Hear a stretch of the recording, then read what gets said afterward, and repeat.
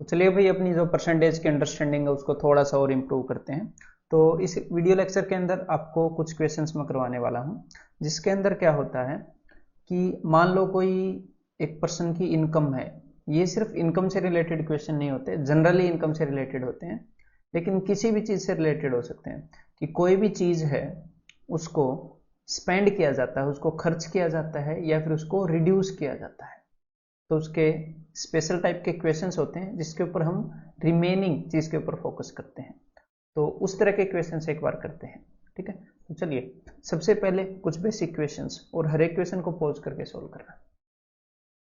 After spending 40% on machinery, machinery के ऊपर 40% खर्च कर दिया, बिल्डिंग के ऊपर 25% खर्च कर दिया, रॉ मटेरियल पर 15% और 5% खर्च कर दिया फर्नीचर पर। तो टोटल कितना खर्च कर दिया, ठीक है। एक बार देख लेते हैं। तो 25 और 15 हो गया जी 40, ठीक है। 40 और 40 80 और 5 85, तो 85% उस बंदे ने खर्च कर दिया और उसके बाद उसके पास इतने रुपए बचे। तो सिंपल सी बात है, अगर 85% खर्च कर दिए तो उसके पास कितने रुपए बचे, 15% रुपए उसके पास बचे। तो अब तक ये चीज बिना लिखे हम कर सकते हैं कि 15% की वैल्यू ये है और उन्होंने पूछा है कि उसके पास टोटल कितने रुपए थे। तो भाई इसको अब देखो, 15% की वैल्यू है 130500। तो अब हमने निकालना है 100%, लेकिन हमेशा हमें 100% नहीं निकालना होता। एग्जामिनर ये भी पूछ सकता है आपसे रॉ मटेरियल पर उसने कितने खर्चे। तो 15% की ये वैल्यू है तो रॉ मटेरियल पर भी 15% खर्चे, तो सीधा सीधा इसी पर आप टिक कर सकते हैं। या फिर एग्जामिनर ये भी पूछ सकता है कि उसने फर्नीचर पर कितने खर्चे, तो फर्नीचर पर उसने 5% खर्चे। तो एक बार हम ये भी देख लेंगे कि एग्जामिनर ने पूछा क्या है, अपना दिमाग खोल के अंधों की तरह नहीं चलेंगे। तो 5% अगर पूछा है तो इसको 3 से डिवाइड कर देंगे, है, क्योंकि ये इसका 1/3 है। हाँ, लेकिन यहाँ पर तो एग्जामिनर ने 100% ही पूछा है। तो चलिए भाई इसको मैं 15 से डिवाइड कर देता हूँ, 1% आ जाएगा, ठीक है। तो ये हो जाएगा 15 8 120, 15 7 105 0 0। तो ये 1% की वैल्यू है, तो 100% की वैल्यू कितनी हो जाएगी, इसके आगे 2 जीरो और आ जाएंगे। तो आंसर इज ऑप्शन सी। तो ये तो बिल्कुल बेसिक से क्वेश्चन है। इस टाइप के क्वेश्चंस में क्या है अंडरस्टैंडिंग, देखो मान लो ये टोटल उस बंदे की इनकम है, ठीक है। तो इसमें से एक हिस्सा मान लो 25% उसने बिल्डिंग पर खर्च कर दिया। देन एक दूसरा हिस्सा इस इनकम का 40% उसने मशीनरी पर खर्च कर दिया। देन इसी का एक तीसरा हिस्सा 15% उसने किसी अलग चीज पर खर्च कर दिया एंड 5% उसने किसी अलग चीज पर खर्च कर दिया। तो सिर्फ ये हिस्सा बचा और इसकी वैल्यू एग्जामिनर ने आपको बता दी थी। ये इस टाइप के क्वेश्चन है कि जो पूरी वैल्यू है उसमें से कुछ कुछ तोड़ के अलग अलग चीजों को के ऊपर हम खर्च कर रहे हैं। इसी तरह का एक और क्वेश्चन ये देखिएगा, वैशाली ने इतने रुपए तो एयर कंडीशनर पर खर्च कर दिए, ठीक है, और इतने रुपए उसने प्लाज्मा टीवी पर खर्च कर दिए एंड द रिमेनिंग, और उसके पास सिर्फ 23% रुपए बचे हैं। तो अगर उसके पास 23% रुपए बचे हैं उसकी सैलरी में से, तो कितने प्रतिशत उसने खर्च कर दिए होंगे। 23 बचे हैं तो सबके पास 100% सैलरी होती है, तो 100 माइनस 23 77%। तो भाई जितने भी उसने खर्च किए 77% उसने खर्च किए, उनकी वैल्यू हमारे पास है। तो एक तो है 3831897, एक है 38789। एक बार इनको जोड़ लेते हैं, 31 और 38 69, 800 700 1500, 70,500, 9 और 8 170 और 16 186, 70,500 और 186 70,686। इतने रुपए उन्होंने टोटल खर्च कर लिए। इन दोनों को जोड़ लेना बस। तो 77% की वैल्यू ये है और यहाँ पर पूछा कि टोटल अमाउंट कितना था, तो ये भी सिंपल है, 77% की वैल्यू ये है और 100% की वैल्यू क्या होगी, 1% की वैल्यू एक बार निकाल लें। सबसे पहले मैं 11 से कैंसिल इसको करूंगा, 11 छिक्के 4 बचा, 11 चौके 2 बचा, 11 दूनी 6 बचा, 11 छिक्के, ठीक है। देन 7 9 जा 1 बचा, 7 1 जा 5 बचा, 7 8 जा। तो ये है जी 1% की वैल्यू। तो 100% की वैल्यू कितनी हो जाएगी, इतनी। सिंपल है, क्लियर है। अब उन क्वेश्चंस की तरफ बढ़ते हैं, एक बार इसको ट्राई कीजिएगा। A man spent 20% of his monthly earning on house rent, out of the balance, इनके अंदर एक ये वर्ड होता है कि आउट ऑफ द बैलेंस, की बचे हुए में से ही spent 75% on the other house hold expenses. तो इसका क्या मतलब है, इसका ये मतलब है कि मान लो ये उसके पास टोटल सैलरी थी, इसमें से उसने कुछ सैलरी ये काट के निकाल दी, खर्च कर दी, तो जो भी सैलरी बची है इस सैलरी को मैं यहां पर लिख रहा हूं ऐसे, इसमें से 75 खर्च किए। पहले क्या हो रहा था पुराने क्वेश्चंस के अंदर, पुराने क्वेश्चंस के अंदर जो उसकी टोटल सैलरी थी उसी का परसेंटेज, उसी का 20%, उसी का 13%, उसी टोटल सैलरी का 12% ऐसे खर्च कर रहे थे। लेकिन इन क्वेश्चंस के अंदर क्या है, जो सैलरी बची हुई है उसका परसेंटेज कैलकुलेट करते हैं। तो एक बार मैं इसको आपको विजुअलाइज करा दूं कि मान लो ये टोटल सैलरी है, इसमें से 20% उन्होंने हाउस रेंट पर खर्च कर दी। तो भाई 20% ये है, ये उसने खर्च कर दी। तो जो भी उसके पास ये ग्रीन ग्रीन सैलरी बच गई है ना, अगर इस ग्रीन ग्रीन सैलरी को मैं 100% मान लूं, समझ गए, ग्रीन ग्रीन को मैंने फिर से एक सर्कल कर दिया, इसको मैंने 100% मान लिया जो बची हुई थी उसको, ठीक है। अब इसका 75%, इस 100 में से 75% उसने अदर हाउस एक्सपेंसेस पर खर्च कर दिया। ऐसे करते हैं। तो यहां पर हम क्या करेंगे, यहां पर हम ये इमेजिन करेंगे कि मान लो आप वो बंदे हो, ठीक है, और ये आपके हाथ हैं ऐसे, ये आपके हाथ हैं, पता नहीं ड्राइंग बनेगी कि नहीं, ठीक है, और आपके हाथ में ये आपकी सैलरी है, ठीक है।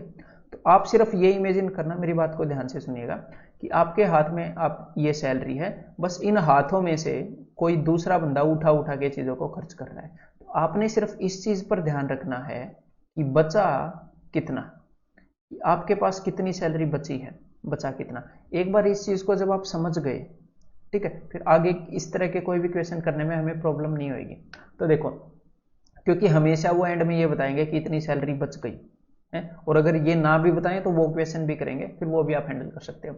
A man spent 20% of his monthly earning, तो मान लो आपकी मंथली सैलरी आई है, मंथली इनकम आई है, तो 20% खर्च दी, तो आपके हाथ में बची कितनी, 20% तो चली गई, तो मतलब कि 1/5 चली गई, 1/5 चली गई ना 20%, 4/5 बच गई, 80% बच गई, 80/100। तो भाई जितनी भी थी उसकी 4/5 बच गई। अब ये सैलरी है जो आपके हाथ में बची है, आई इंटू 4/5, कुछ सैलरी चली गई है, कुछ हिस्सा। अब ये जितनी भी सैलरी है इसका 75% फिर खर्च हो गया, तो 75% खर्च हो गया, तो बचा कितना, 25%। 25% को फ्रैक्शन में कन्वर्ट करो, 1/4। तो जितनी भी सैलरी ये बची खुची थी इसका भी चौथा हिस्सा बच गया सिर्फ, इसमें से भी कुछ खर्च हो गया। ये लो भाई 1/4 इतनी बच गई। अब एग्जामिनर बोल रहा है ये जो बच गई वो है 250 रुपए, बच गई ये है 250 रुपए, तो मंथली अर्निंग कितनी थी, तो बस ये सिंपल सी चीज हमने करनी है। 4 से 4 कट गया, इस 5 को वहां ऊपर भेज दो, तो आई की वैल्यू क्या हो जाएगी, 1250 रुपए। क्लियर है। अब और क्वेश्चंस करते हैं इसके ऊपर, फिर मैं आपको कई क्वेश्चंस करवाने वाला हूं, ठीक है। ये क्वेश्चन करो एक बार। अब हमें हमेशा इस चीज पर फोकस करना है कि भाई बचा कितना। A man spent 16.66% of his monthly earning on house rent, घर के किराए पर इतने परसेंट खर्च दिए। आउट ऑफ द बैलेंस, बचे हुए में से इतने परसेंट उसने कपड़ों पर खर्च दिए। आउट ऑफ द रिमेनिंग, बचे हुए में से 25% उसने ट्रैवलिंग पर खर्च दिए, बड़ा खर्चीला बंदा है। आउट ऑफ द बैलेंस उसने इतने परसेंट एजुकेशन पर खर्च दिए, फिर बचे हुए में से उसने इतने परसेंट खाने पर खर्च दिए, और अब उसके हाथ में इतने रुपए बचे, तो उसकी सैलरी कितनी है।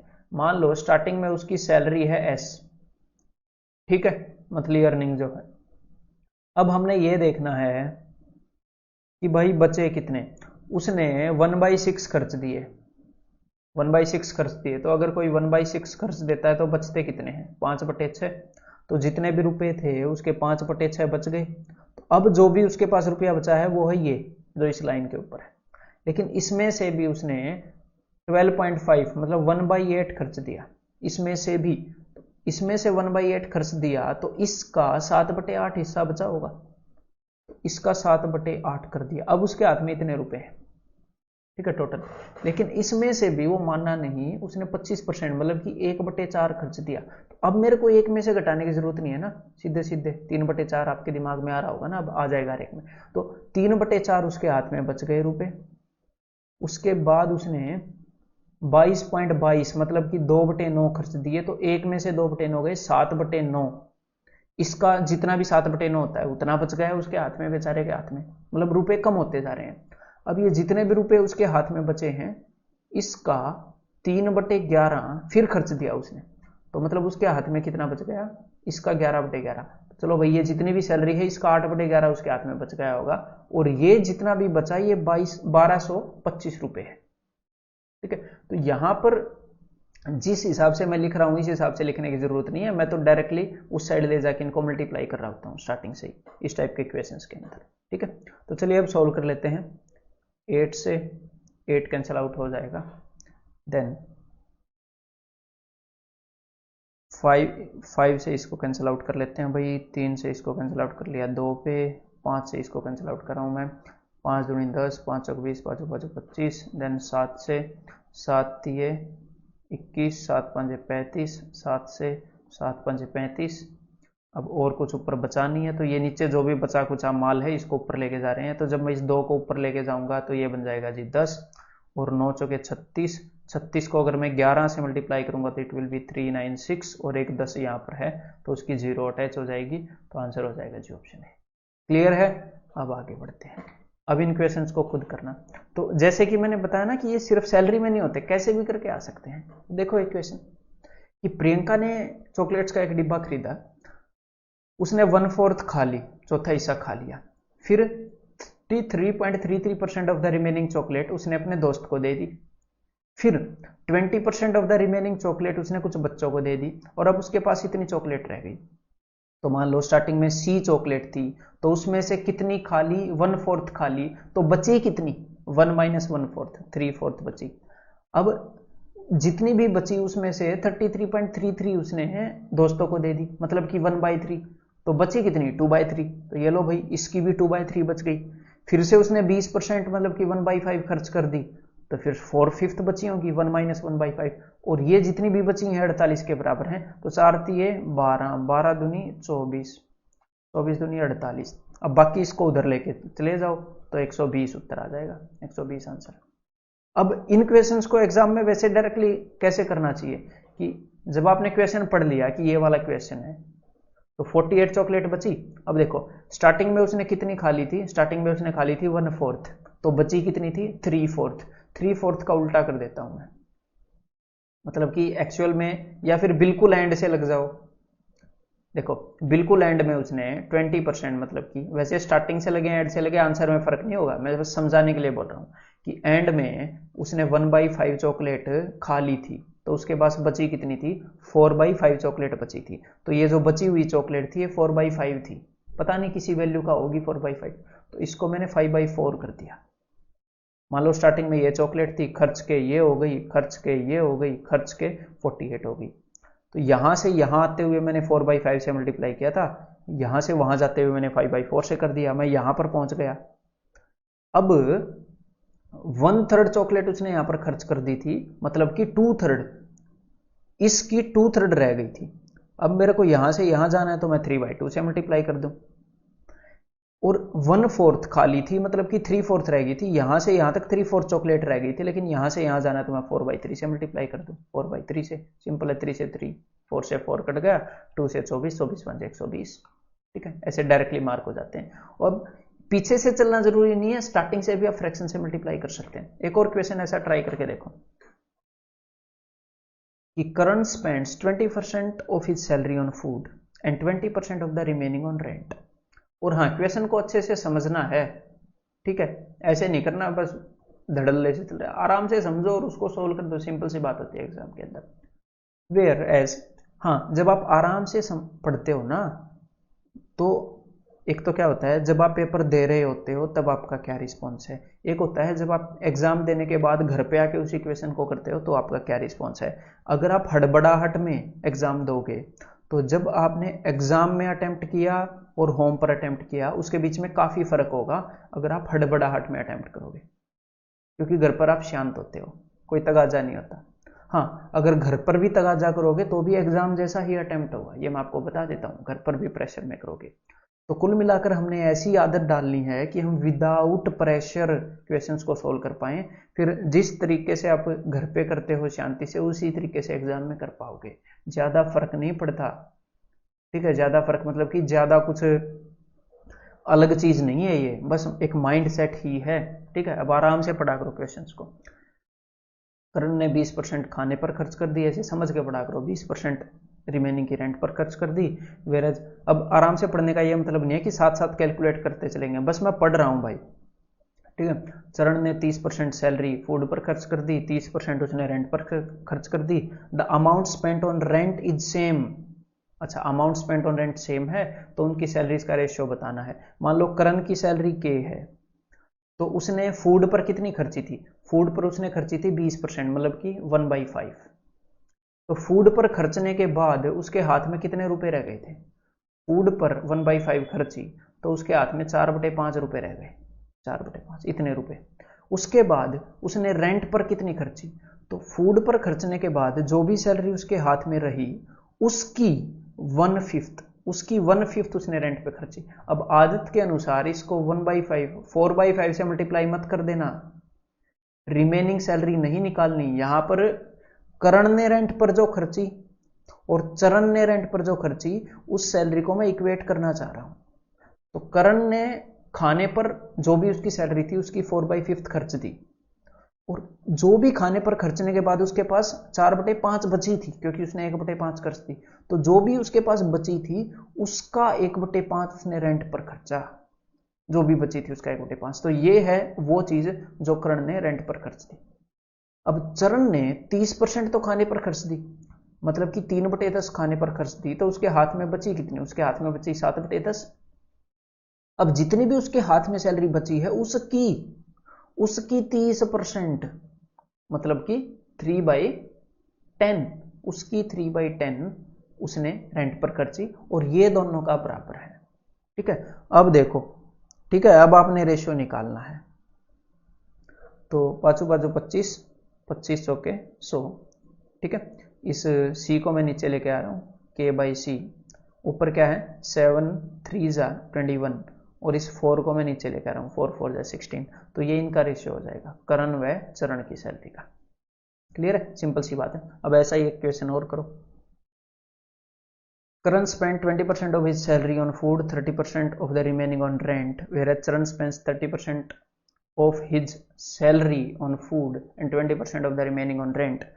If the salary of Charan is 50% more than that of Karan, ठीक है, who spends more on rent and by what percent more than the other?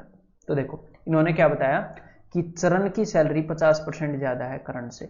तो करण की सैलरी को मैंने क्या मान लिया? करण की सैलरी को मैंने मान लिया 100, या फिर हम 100 करके भी एज्यूम कर सकते हैं। चरण की सैलरी को मैंने क्या मान लिया? चरण की सैलरी को मैंने मान लिया 150।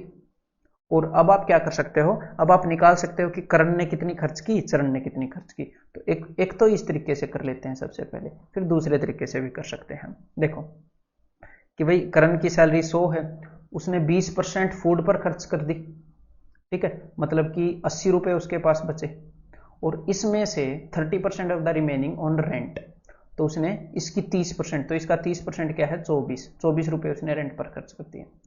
चरण ने 30% फूड पर खर्च कर दी, तो इसका 30%, 10% 15 है तो 30% 45, तो बाकी बचे 105 रुपए। जो भी बचा हुआ है इसमें से 20% उसने रेंट पर खर्च किया, तो इसका 20% कितना होगा? 20% का मतलब है 1/5, इसका 5वां हिस्सा 21, तो चरण ने 21 रुपए स्पेंड किए। Who spends more on rent and by what percent more than the other?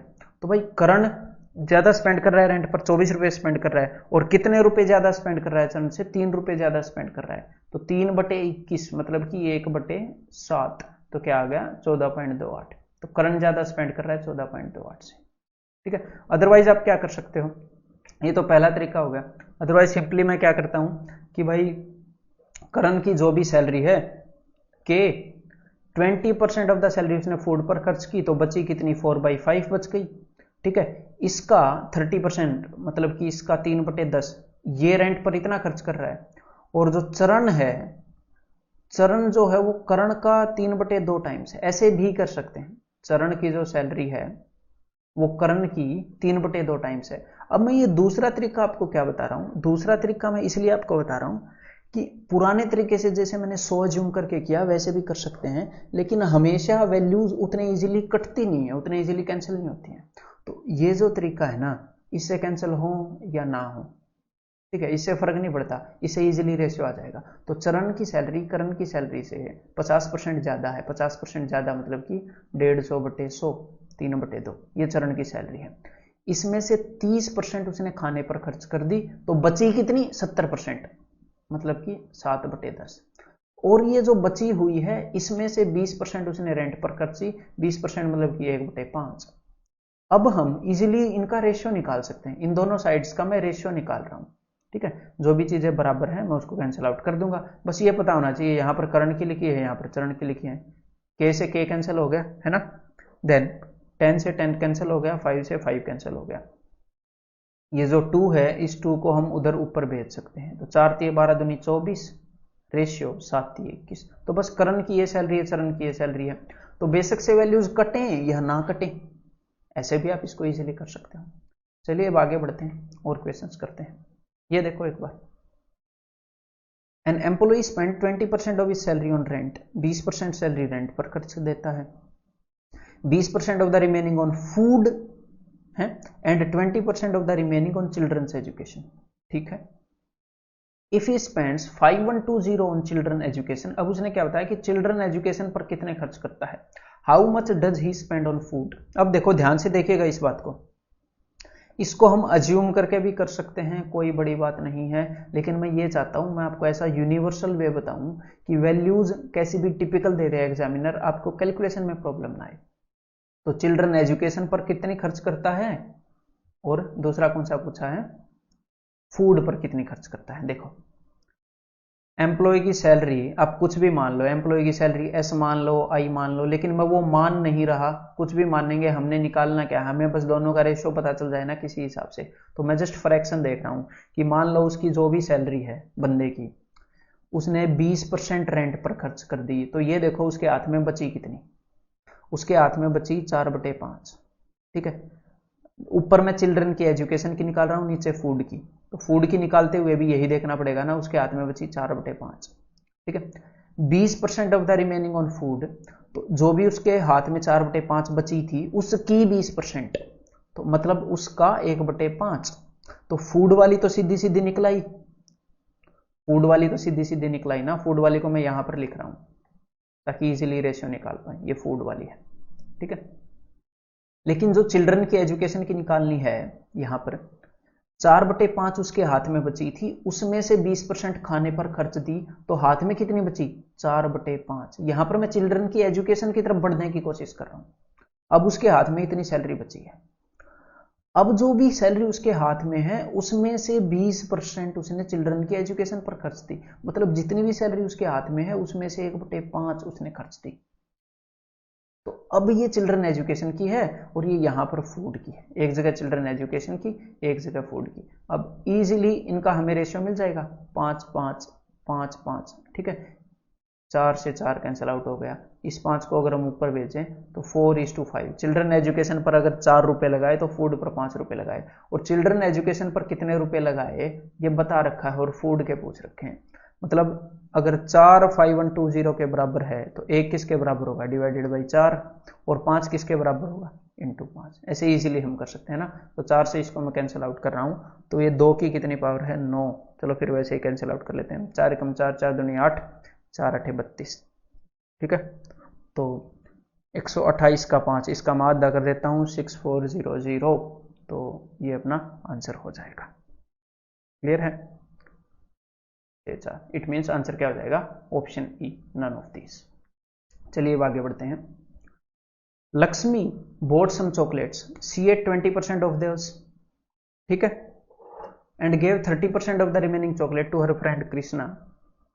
From remaining chocolate she gave 50% to her sister Dhana. If Dhana gets 6 chocolate more than Krishna, how many chocolates did Lakshmi bought? तो exactly पुराने जैसा question है कि बचे हुए में से इतना इस चीज पर, इतना इस चीज पर, इतना इस चीज पर, और दो चीजों को कंपेयर किया। यहां पर क्या हुआ, रुपए की बजाय चॉकलेट आ गई। तो अब ये नया कंसेप्ट थोड़ी आया है। जब आप कोर कंसेप्ट को अच्छे से, अब अगर मान लो किसी के सामने ये कंसेप्ट आ जाए तो वो बोलेगा पता नहीं, इस टाइप की इक्वेशन तो कराई नहीं, या फिर कुछ भी, हम कुछ भी इन्वॉल्व कर सकते हैं ना भाई। गाय भैंस बेच दिया, कुछ भी करवा लो, गन्ने का जूस बेच दिया, बच गया, ये कर दिया, वो कर दिया। तो अगर कोर कंसेप्ट आपको आते हैं, अच्छे से आप प्रैक्टिस करते हो जिस हिसाब से मैं बताऊंगा, तो कभी भी प्रॉब्लम नहीं आएगी। और यही प्रॉब्लम आ रही है जब स्टूडेंट ये बोलते हैं कि पैटर्न बदल गया। पैटर्न थोड़ा बहुत बदलता है तो बहुत ज्यादा बदला लगता है इसी चीज के कारण। ठीक है, देखो, क्योंकि कंसेप्ट्स नए इंट्रोड्यूस होना बहुत मुश्किल बात है। क्वेश्चन तो नए इंट्रोड्यूस होना चंद सेकंड्स का खेल है, थोड़ी सी मेहनत का खेल है। ठीक है, तो लक्ष्मी ने कुछ चॉकलेट खरीदी, सी एट 20% ऑफ दोस। तो हमने देखना क्या है, अब क्वेश्चन मैंने पढ़ ही लिया है कि भाई धना को 6 चॉकलेट ज्यादा मिली है, किससे? कृष्णा से। तो धना और कृष्णा की चॉकलेट निकालनी है। यहां पर मैं धना की चॉकलेट निकालूंगा, यहां पर कृष्णा की। तो लक्ष्मी ने कुछ चॉकलेट खरीदी, उसमें से 20% उसने खा ली, तो बची कितनी? 4/5। धना की चॉकलेट निकाल रहा हूं, यहां पर मैं कृष्णा की, तो बची कितनी? 4/5। ठीक है, जहां पर भी धना की चॉकलेट निकलेंगी इसके अंदर मैं रुक जाऊंगा, कृष्णा की निकली तो यहां पर भी निकालना छोड़ दूंगा। And gave 30% of the remaining chocolate to her friend Krishna. 4/5 उसके हाथ में बची थी, उसकी 30%, मतलब कि उसका 3/10। सॉरी, ये गलत जगह लिख दिया, कृष्णा का लिखना है ना। उसका 3/10 उसने कृष्णा को दे दिया। तो कृष्णा को कितनी चॉकलेट मिली ये पता लगी। अब हमें धना की निकालनी है। तो उसने जो 20% खा ली, मतलब कि 4/5 बच गई, उसमें से 30% कृष्णा को दे दी, तो बची कितनी? तो बची 7/10। अब इसमें से उसने 50% मतलब कि आधी धना को दे दी। अब बस इनका रेशियो आपको पता ही लग जाएगा। देखो, ये जो क्वेश्चंस है ना, इनके मैं स्पेसिफिक मेथड्स भी आपको बता सकता हूं। स्पेसिफिक मेथड का क्या मतलब होता है कि कोई एक क्वेश्चंस जिन सिचुएशन के अंदर है, उन सिचुएशंस के अंदर आपको 2 सेकंड के अंदर ऐसे कैसे चुटकियों में आंसर निकालना है, लिटरली विद इन 2 सेकंड्स। ठीक है, लेकिन मैं ऐसा नहीं करना चाहता। मैं ऐसा क्यों नहीं करना चाहता? अगर मैं स्पेसिफिक सिचुएशन के अकॉर्डिंग आपको बताता रहूंगा ऐसे आंसर निकालो, ऐसे आंसर निकालो, तो आपको याद करने के लिए बहुत सारी चीजें हो जाएंगी, और वो बेस्ट वे नहीं है किसी भी एग्जाम को क्लियर करने का। सबसे कम दम में, सबसे कम टाइम में एग्जाम क्रैक करने का वे नहीं है वो। ठीक है, अब देखो, ये कैंसिल आउट हो गया 2 से 2 पर। ठीक है, 2 से 2 पर, तो 7/6। अगर धना को 7 चॉकलेट मिली है तो कृष्णा को 6 चॉकलेट मिली है। लेकिन यहां पर क्या बताया जा रहा है? यहां पर बताया जा रहा है कि धना गेट्स 6 चॉकलेट मोर। तो धना को 6 चॉकलेट ज्यादा मिली, तो इसका मतलब 1 की वैल्यू रेशियो में 6 है। अब पूछा क्या है? How many chocolates did Lakshmi boat. Lakshmi ने कितनी चॉकलेट खरीदी? तो देखो, धना को कितनी चॉकलेट मिली? धना को चॉकलेट मिली है यहां पर, या फिर कृष्णा की निकाल लो, किसी भी एक की निकाल लो। यहां पर मैं कृष्णा की निकाल लेता हूं, बिकॉज ये छोटी है ना ये कैलकुलेशन। ठीक है, तो कृष्णा को मिली है 36 चॉकलेट। कृष्णा को कितनी चॉकलेट मिली? 36। लेकिन अब मेरी बात को ध्यान से सुनिएगा, मुझे एक बात पता है। मुझे क्या बात पता है? कि अगर उसने सी चॉकलेट खरीदी थी तो उसकी 4/5 का 3/10 इतनी चॉकलेट कृष्णा की है, मुझे ये बात पता है ना। और उसी की वैल्यू 36 आई है, उसी की वैल्यू 36 आई है। तो 4 × 12 × 36, तो सी की वैल्यू क्या आ जाएगी? 150। Option C. अरे, ये कृष्णा की चॉकलेट का फ्रैक्शन ही तो लिखा था यहां पर, कृष्णा की चॉकलेट का फ्रैक्शन लिखा था, और उसी फ्रैक्शन की वैल्यू 36 थी। एग्जैक्टली सेम काम मैं धना के साथ कर सकता था। धना को 42 चॉकलेट मिली, ये धना की चॉकलेट का फ्रैक्शन लिखा था कि भाई कोई भी वैल्यू है उसका इतना फ्रैक्शन 42 है, तो वो वैल्यू क्या होगी। ठीक है, चलिए भैया अब आगे बढ़ते हैं। ये देखो next question. Mister Yadav spend 60% of his monthly salary on consumable item and 50% of the remaining on clothes and transport. ठीक है, इन दो चीजों पर खर्च कर देता है बचे हुए की 50%। he saves the remaining amount if his saving at the end of the year were rupees this, how much amount per month would he have spent on clothes and transports। अगर उसकी सेविंग, खर्च करने के बाद उसकी saving इतनी थी, how much amount per month, वो कितना अमाउंट बचा पाता, sorry, he have spent on clothes and transport पर कितना अमाउंट उसने खर्च कर दिया।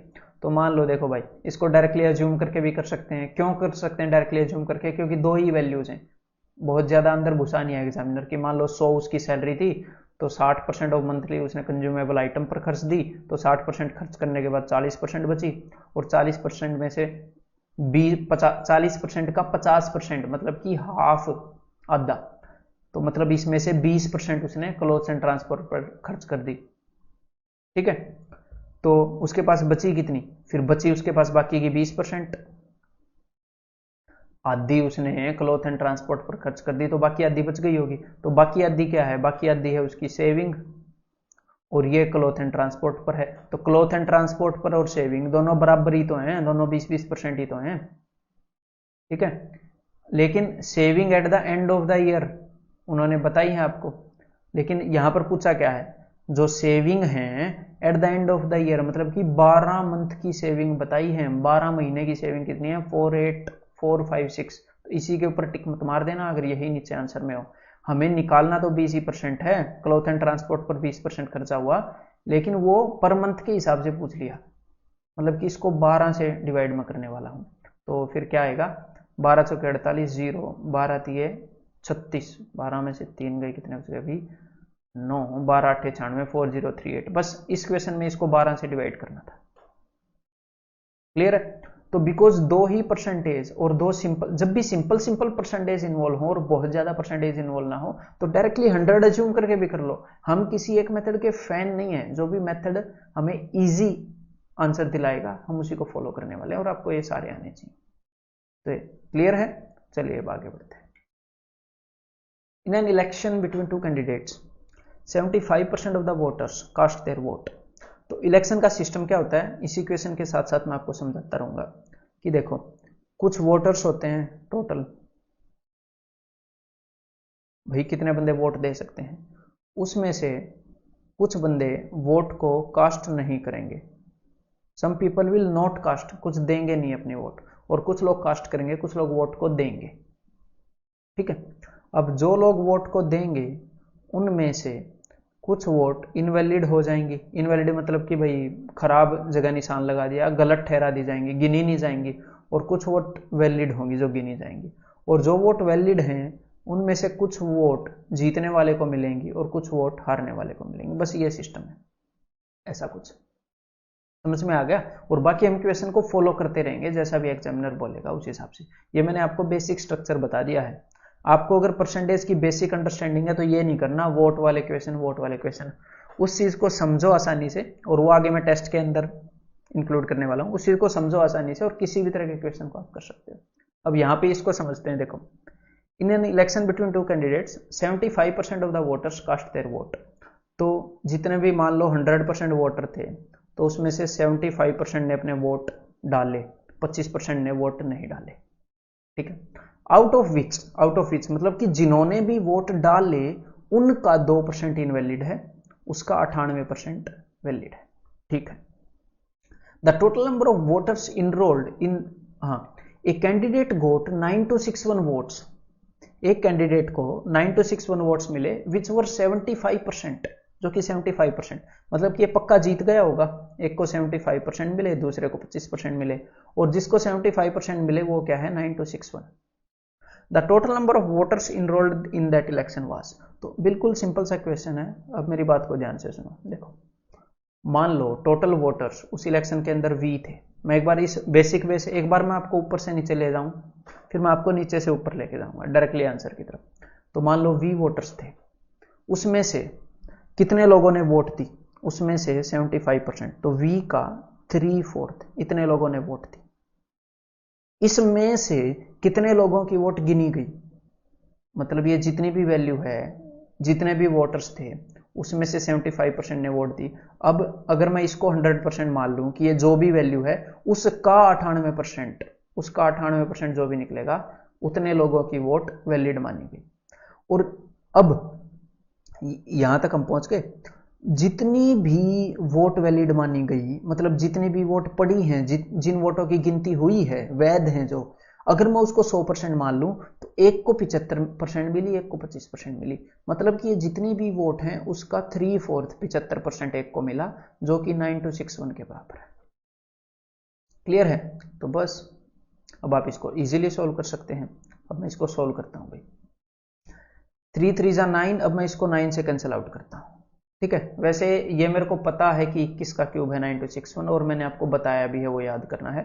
तो अगर 21 के क्यूब को कैंसिल आउट करना आपने 9 से, एक 3 मैंने यहां से उड़ा दिया, एक 3 यहां से उड़ा दिया और यहां पर 21 का 21 रहा। अब ये बात भी मेरे को पता है, एक बार इसको मैं 2 से कैंसिल आउट कर लूं, 2 से 49, ये बात मेरे को पता है 98 के अंदर 2 7 हैं, तो ये 2 7 भी मैंने उड़ा दिया। ठीक है, अब यहां पर 2 है, यहां पर 4 है, 4 दुनिया 8, 8 को मैं लेके जा रहा हूं ऊपर, 21 8 168 और ये 100 की 2 जीरो और चिपका देता हूं यहां पर, तो 16800। तो एक तो ये मैंने आपको बेसिक वे बता दिया कि बेसिक वे क्या है। अब मैं आपको ये बता देता हूं कि इस क्वेश्चन को देखते ही हमने करना क्या है।